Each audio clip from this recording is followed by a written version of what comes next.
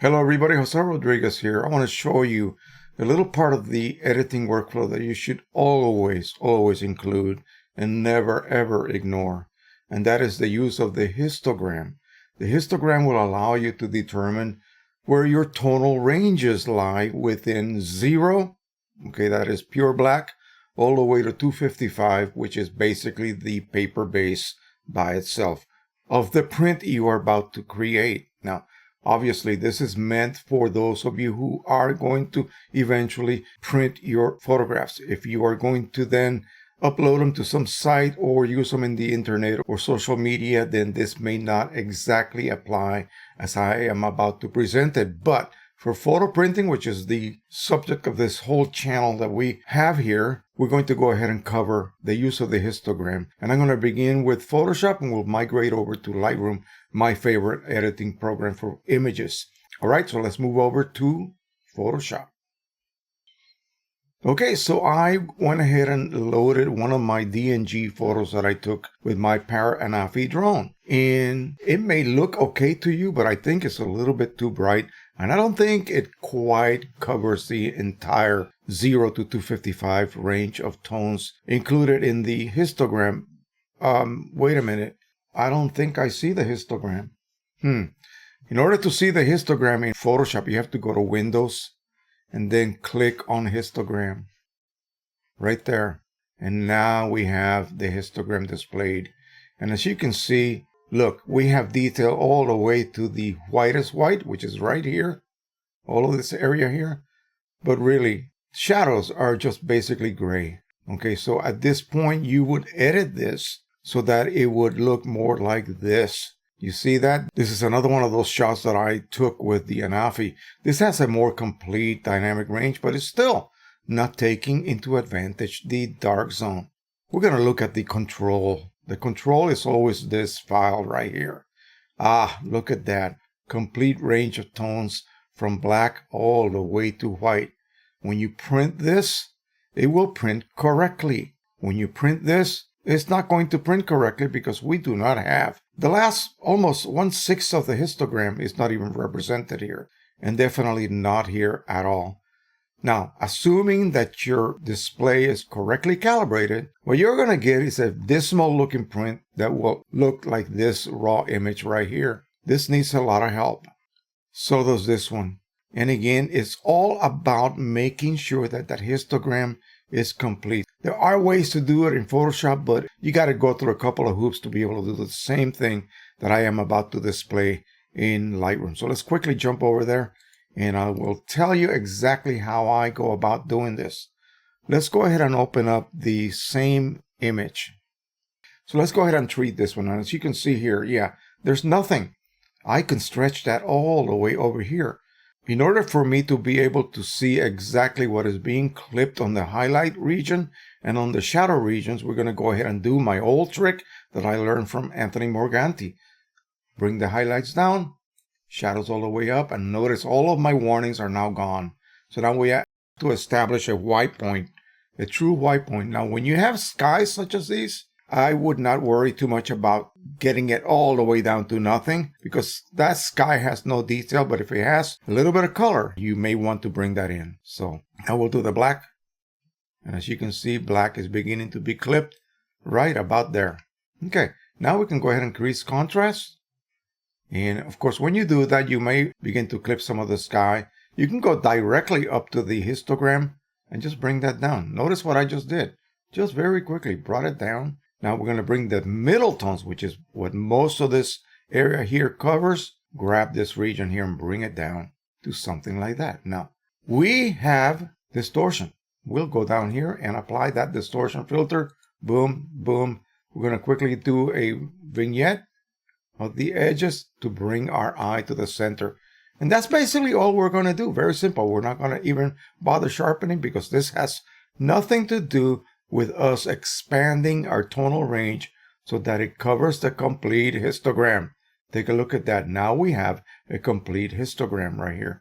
This will print neither too light nor too dark, just like that standard image that I showed you earlier. That standard image is displayed with a complete histogram. Look at that. That means that this is never going to print too light or too dark. The moment you begin to try to edit something on your monitor and your monitor may not be correctly calibrated, then you have to rely on this. Because if your monitor is too bright, you're going to accidentally darken the image until it looks correct to you as you visualize it. But here, it will actually be too dark. It will be indicated as too dark. You may actually be clipping the black region.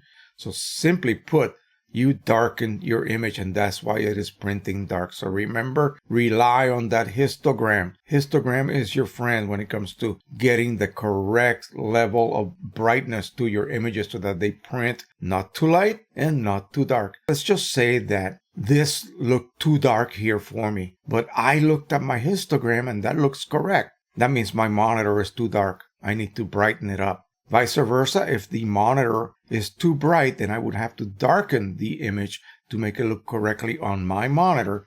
But immediately you would see that you edited it too dark, and it would show up here as a predominantly cutoff of the black zone and possibly not even filling the highlight area here. So again, you're looking for an area that sort of lives right around this zone right here. And the most evenly distributed one, of course, is our good friend, the standard image. Look at that. Is that not perfect or what? That's why we call it a perfect image. And it's the one that you should always use to verify your printers and to verify that your monitor is also set correctly, because when you print that image, letting the driver control color using a paper that is designed for that printer, and it is part of the drop-down menu in your media tab, you should get a perfect rendition of this image. Then when you bring it to your monitor side by side, you will see the differences between the displaying of that image and what you actually produced on paper. Then you have to go back to your calibration system and adjust so that this matches the output print of this particular image. All right, I hope you enjoyed that. It's really not that difficult, folks. It just takes a little getting used to using that histogram and identifying how it actually works. You will have a red, a green, and a blue channel, and it will then show you the distribution of each one of those colors along the black point, 0, and 255, which is maximum white. Now,